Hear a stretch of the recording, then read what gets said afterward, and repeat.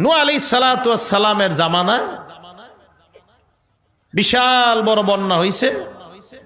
তো এই বন্যার সময় এই 5টা খোদা শয়তান ইবলিস খুব ভালোভাবে এগুলারে সংরক্ষণ করছে। নূহ নবীর জামানা আর ইব্রাহিম নবীর জামানার মাঝে 2 জন নবী আল্লাহ দুনিয়াত পাঠাইছে, একজন হুদ আর একজন সালেহ। এই সামুদ জাতি বংশ পরম্পরায় এই 5 খোদা পাইছে। সালেহ নবীকে বললেন, আমরা তোমাকে চ্যালেঞ্জ দিলাম, তুমি মেলার মধ্যে চলো, তুমি তোমার এক আল্লাহকে ডাকবা, আমরা আমাদের 5 জন খোদাকে ডাকবো। সালেহ নবী চ্যালেঞ্জ গ্রহণ করলেন, মেলার মধ্যে গেলেন। যাওয়ার পর সামুদ জাতিকে বললেন, তোমরা তোমাদের 5 জন খোদাকে আগে ডাক দাও। তারা 5 জন খোদা ডাক দেয়, ও ওয়াদ্দুন সুওয়াউন ইয়াগুস ইয়াউক ওয়া নাসরুন, তাদেরকে ডাক দেয়। 5 খোদা তাদের ডাকে সাড়া দেয় না। এবার সামুদ জাতি বলল, সালেহ পয়গম্বর, তুমি তোমার এক আল্লাহর কাছে তুমি বলো, আল্লাহ যদি তোমার চাহিদা পূরণ করে দেয়, আমরা সবাই দলে দলে তোমার দলে প্রবেশ করার ওয়াদা করলাম। সালেহ নবী হাত তুললেন আল্লাহর কাছে দোয়া করার জন্য। যেই মাত্র দোয়া করবে, আল্লাহ সামুদ জাতি আইসা কয়ে, সালেহ পয়গম্বর, তুমি দোয়া করলে হবে না, আমাদের চাহিদা আল্লাহর কাছে বলো। আল্লাহ যদি আমাদের চাহিদা পূরণ করতে পারে, তাহলে আমরা বুঝবো আল্লাহ একজন আছে। সালেহ নবী বললেন, বলো তোমরা কি বলতে চাও? সামুদ জাতি কয়, আল্লাহকে বলো, আইয়ুরিয়ানা নাকাতান মিন হাযাল জাবালিল্লাযী উদিআত মিনাস সখরা, এই যে একটা পাহাড় দেখা যায়, যে পাহাড়টা পাথর দিয়ে তৈরি করা, আল্লাহকে বলো এই পাহাড়ের ভিতর থেকে জ্যান্ত মহিলা একটা উটনি আমাদেরকে বের করার জন্য বলো। এবার আপনারা বলেন, পাহাড়ের ভিতরে কি উট থাকে? আপনারা না যেভাবে বলছেন মনে হয় এই এলাকায় থাকে। আরে পাহাড়ের ভিতরে কি উট থাকে? তো এটা আগের জোরে বলতে পারলেন না? আসতে বলার অর্থ তো এরকম হয় যে হয়তো আমার তো জানা নাই, গাজীপুর থাকতে পারে, যে থাকে বলেন, সমস্যা নাই। পাহাড়ের ভিতর বলতে আবার পাহাড়ের আশেপাশে না, অর্থাৎ যে পাহাড়টা তৈরি এটার ভিতরে। তো সালেহ নবী আল্লাহর কাছে দোয়া করবে, আল্লাহ আপনি এই পাথরের পাহাড়ের ভিতর থেকে একটা উটনি বের করে দেন। যেই মাত্র দোয়া করবে, সামুদ সম্প্রদায় ঈশা কয়, না না, এই দোয়া করলে হবে না। কয় কেন? কয় যদি আগে থেকে থাকে ভিতরে। আল কামিল ফি তারিখের মধ্যে আল্লামা ইবনুল আসির রহমতুল্লাহি আলাইহি লম্বা আলোচনা আনছেন। তো বলো, কি বলবো তোমরা বলো। এবার তারা বলল, আল্লাহকে বলো, আইয়ুরিয়ানা নাকাতান, আল্লাহ যেন একটা উটনি দেখায় এই পাহাড়ের যে কোনো একটা পাথর থেকে। প্রথম বলল পাহাড়ের ভিতর থেকে, এরপর বলল যে কোনো একটা পাথর। সালেহ নবী হাত তুললেন, আল্লাহ যেই মাত্র দোয়া করবে, সামুদ জাতি কয়, না না, এই দোয়া করলে হবে না, যদি যে কোনো পাথরের ভিতর উটনি থাকে। তো যেই মাত্র এই কথা বলছে, কয় পাথরের ভিতর যদি উটনি থাকে, কি জ্ঞান বুদ্ধি নিয়ে চলে, পাথরের ভিতর বলে উটনি থাকে। তো সালেহ নবী বলেন, বলো তোমরা কি বলবো। এবার তারা তাকায় দেখে আলাদা একটা পাথর দেখা যায় এক জায়গায় পড়ে আছে। ডাক দিয়া বলে, সালেহ পয়গম্বর, আল্লাহকে বলো, আইয়ুরিয়ানা নাকাতান মিন হাদিহিস সখরাতিল মুনফারিদা, এই যে পৃথক একটা পাথর দেখা যায়, এই পাথরের ভিতর থেকে জ্যান্ত মহিলা একটা উটনি যেন বের করে দেখা দেয়।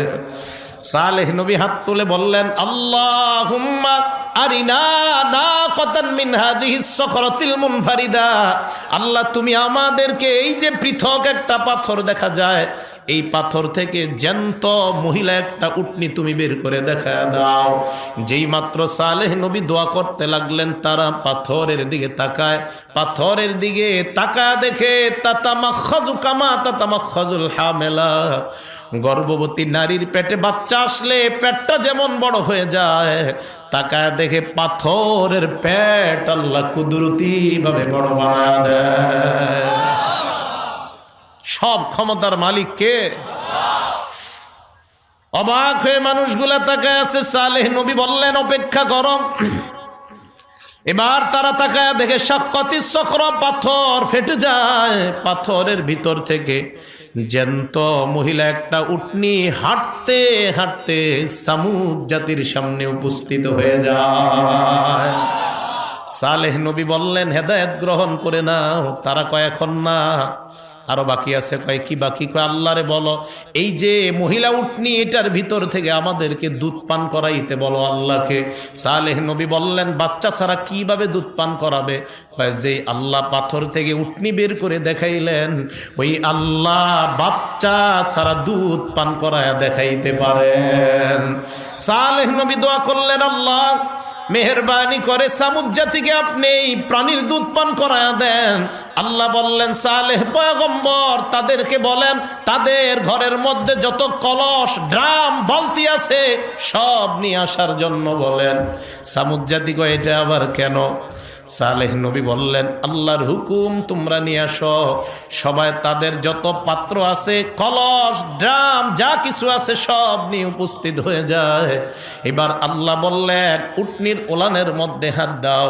উটনির ওলানে যেই মাত্র হাত দেয় উটনি থেকে এত পরিমাণ দুধের ব্যবস্থা আল্লাহ করে দিলেন।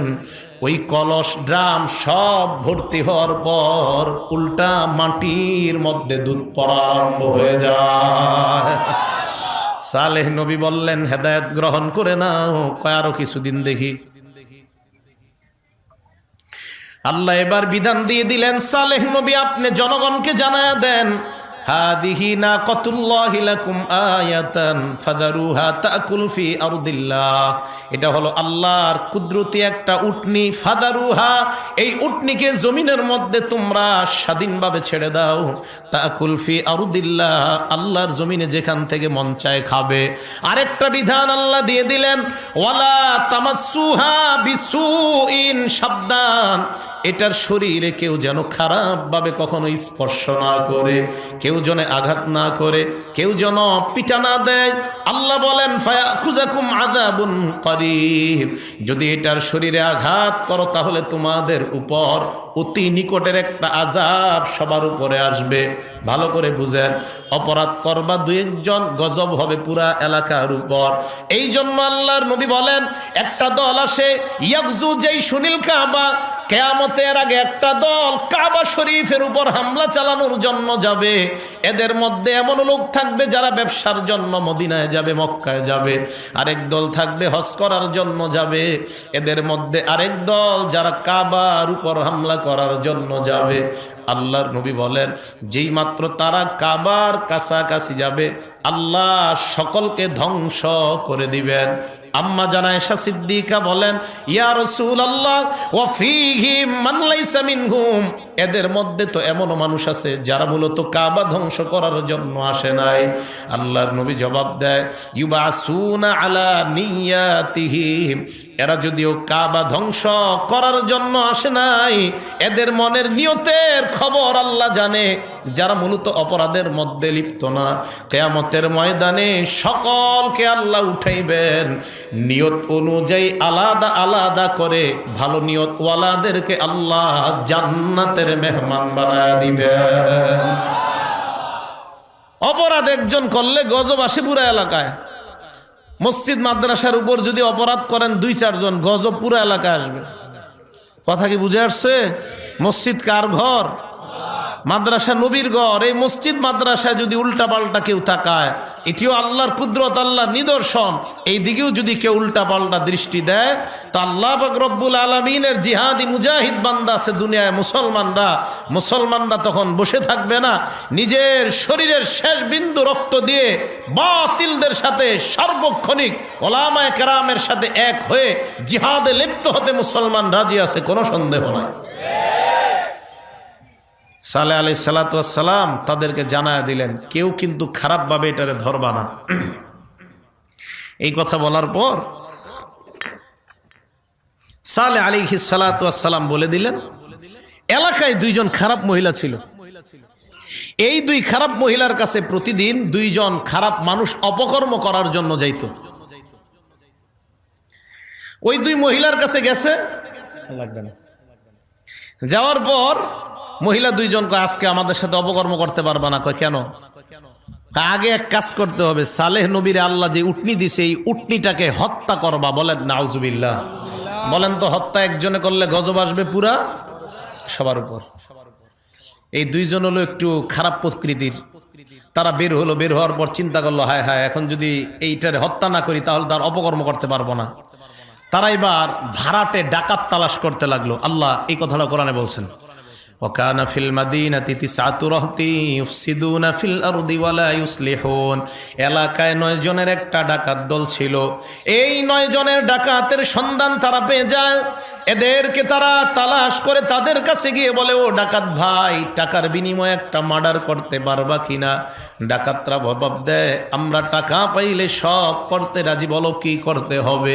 তারা বলল, আল্লাহর যে কুদরত, সালেহ নবীকে যে উটনি আল্লাহ দান করলেন, এই উটনিটা রাতের বেলা হত্যা করবা। বলেন নাউজুবিল্লাহ। 9 জন ডাকাত জবাব দেয়, টাকার বিনিময়ে মানুষ হত্যা করি, আর একটা প্রাণী হত্যা করা কোনো ব্যাপার না। ভালো করে মনে রাখবেন, হত্যা করা ইসলাম ধর্মে কোনোভাবে সমর্থন করে না, অন্যায়ভাবে হত্যা করাকে।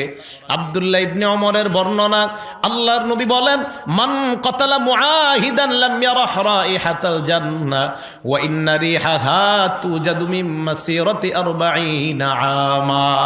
আল্লাহর নবী বলেন, কোন মুসলমান যদি অন্যায়ভাবে কোন মুসলমানকে হত্যা করে, এই মুসলমানটা জান্নাতের ঘ্রাণও পাবে না, অথচ জান্নাতের ঘ্রাণ 40 বছরের দূরে থেকে জান্নাতীর নাকের মধ্যে আল্লাহ পৌঁছায় দেয়। হত্যা করা যাবে না, এটা অন্যায়, এবং হত্যাকাণ্ডকে সমর্থনও করা যাবে না, এটা অন্যায়। কেন সমর্থন করা যাবে না? যে যাকে হত্যা করবে, বুখারী শরীফের বর্ণনা, আল্লাহ রাসূল সাল্লাল্লাহু আলাইহি সাল্লাম বলেন, আকবরুল কাবাইর, সবচেয়ে বড় কবিরা গুনাহ 4টা। 1 নাম্বার আল ইশরাকু বিল্লাহ, আল্লাহর সাথে শিরিক করা। 2 নাম্বার কতলু নাসামা, অন্যায়ভাবে কাউকে হত্যা করা। 3 নাম্বার উকুকুল ওয়ালিদাইন, পিতামাতার নাফরমানি করা। 4 নাম্বার কাউলু যুর কানা মুত্তাকিআন সুম্মা ক্বালা ওয়া শাহাদাতু যুর, 4 নাম্বার মিথ্যা কথা বলা। নবী এইভাবে ছিলেন, হেলান দেওয়া, উইঠা বললেন, মিথ্যা সাক্ষী দেওয়া, এটাও বড় অপরাধ। তাহলে এই হত্যাকাণ্ড, এগুলো ইসলাম সমর্থন করে না। তো এরা 9 জন ডাকাত কয়, কি ব্যাপার না, টাকার বিনিময়ে মানুষ মারি আর একটা প্রাণী মারবো, এটা কোনো ব্যাপার না। রাতের বেলা গেছে। এই 9 ডাকাতের মধ্যে একজনের নাম কুদার। বলেন কি নাম? কুদার, কফ দাল আলিফ র, কুদার। তাফসিরে জালালাইনে তার নাম আসছে, নাম কি? কুদার। 9 জন ডাকাত যায়। যাওয়ার পর কুদার নামক ডাকাত সর্বপ্রথম উটনির উপর হামলা চালায়। ডাকাতরা উটনিটাকে রাতের বেলা হত্যা করার পর সকালবেলা এলাকার মধ্যে খবর ছড়ায় যায়, আল্লাহর কুদরতটা কারা জানি হত্যা করছে। সবার মধ্যে আতঙ্ক। এখন আযাব যদি এলাকায় আসে, সবার উপর আসবে।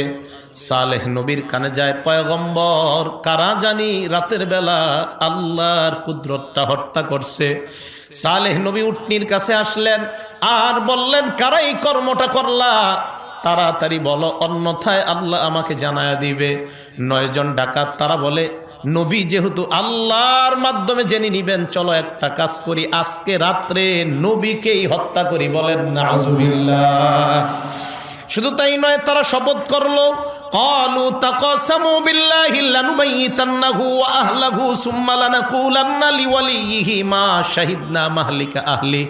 আমরা রাতের বেলা সালেহ নবী এবং তার পরিবারের উপর রাতে হামলা চালাবো। এরপর আমরা তার পরিবারকে বলবো, মা শাহিদনা মাহলিকা আহলি, এই হত্যাকাণ্ডের ব্যাপারে আমাদের কোনো জানা নাই, কোনো জ্ঞান নাই। রাতের বেলা হত্যাকাণ্ড করব, যেই ভাবনা সেই কাজ। 9 জন ডাকাত রাতের বেলা তালাশ করতে করতে সালেহ নবীর বাড়ি পর্যন্ত পৌঁছে যায়। সালেহ নবীর বাড়ির সামনে একটা পাহাড়, এই পাহাড়ের পিছনে গিয়ে 9 জন ডাকাত পলায়ন করলো। ডাকাতরা পরামর্শ করলো, নবী যখন রাতের বেলা ইবাদত করার জন্য জাগ্রত হবে, তখন তার উপর আমরা হামলা চালাবো। যেই মাত্র নবী রাতের বেলা উঠলেন সালাত আদায় করার জন্য, এই 9 জন ডাকাত আল্লাহর নবী সালেহের উপর আক্রমণ করতে যায়। কে যেন উল্টা তাদের উপর আক্রমণ চালায়। আশেপাশে তাকায় দেখে কেউ নাই, কে আক্রমণ চালায়। এবার দ্বিতীয়বার আবার আক্রমণ চালায়। দ্বিতীয়বার কে যেন আবার তাদের উপর আক্রমণ চালায় দেয়। তারা চিন্তা করলো, তৃতীয়বার ফাইনাল আক্রমণে সালেহ নবীকে আমরা বিদায় করব। যেই মাত্র তৃতীয়বার হামলা করার জন্য যায়, কে যেন ফাইনাল আক্রমণ করে তাদেরকেই বিদায় করে দেয়। আল্লাহু আকবার। চোরারা রাতে চুরি করলে সকালে যদি ঘরে না আসে, মা বাবা টেনশন, কিরে কই আমার ছেলে, কোন বাড়ির চেয়ারম্যান জানি বাইন্দা রাখছে গাছের সাথে, আল্লাহ জানে, নাকি কোনো পুকুরে ফালায় রাখছে জনগণ মাইরা, নাকি জেলে আছে, না থানায় আছে, না গাজীপুর থানায় গিয়া বামু। চোরাগো মা বাবা কিন্তু এইটাই চিন্তা করে। তো ডাকাত 9 জনের মা বাবা দেখে ছেলেরা বাড়িতে আসে না, ঘটনা কি কই গেল। তালাশ করতে করতে ওই রাস্তায় গেছে। আমগো ছেলেগুলারে দেখছো? রাতের বেলা তো দেখছিলাম এই রাস্তা দিয়ে কই জানি যায়। তালাশ করতে করতে তারা রাস্তার শেষে গিয়া দেখে একটাই বাড়ি আছে, সালেহ নবীর বাড়ি, আর কারো বাড়ি নেই। ডাক দিলেন, আপনি কি আমাদের ছেলেদের ব্যাপারে জানেন? উনি জবাব দিলেন না, আসলে উনি জানে না। তালাশ করতে করতে 9 জনের 9টা লাশ পাহাড়ের পিছনে পাইছে। লাশগুলো আনার পর তারা বলল, এই হত্যাকাণ্ড কে করছে? আপনি যদি না করেন, সালেহ নবী বললেন, বিশ্বাস করো আমি এই হত্যাকাণ্ডের ব্যাপারে কিছুই জানি না। সালেহ নবীকে তারা হুমকি দিল, আপনি এই হত্যাকাণ্ড করছেন, তোমার খবর আছে। এই হুমকি দিয়ে যখন তারা চলে যায়, আল্লাহ পাক রব্বুল আলামিন সালেহ নবীকে জানায়া দিলেন, পয়গম্বর তাদেরকে জানায়া দেন, রাতের বেলা আমার নবীকে তারা মারতে চায়, আমি আল্লাহ ফেরেশতাদের মাধ্যমে তাদেরকে শেষ করে দিলাম। এই জন্য মুসলমান আলেম উলামা এদের যে শক্তিটা, এটা হলো নেয়ামতি শক্তি, আর অন্যদের যে শক্তি এটা হলো বিভিন্ন কৌশলগত শক্তি। ভালো করে মনে রাখবেন, ওলামাদের শক্তি, ওলামাদের পাওয়ার, এটা হলো নেয়ামতি পাওয়ার। অন্যদের পাওয়ার এটা হলো কৌশলগত পাওয়ার। কৌশলগত পাওয়ারের মেয়াদ থাকে 10 বছর, 12 বছর, 15 বছর, 100 বছর, এরপর এটার মেয়াদ আর থাকে না। নেয়ামতগত যেই পাওয়ার, এই পাওয়ার এমন একটা পাওয়ার, এটার সম্পর্ক সরাসরি আল্লাহর আরশের সাথে।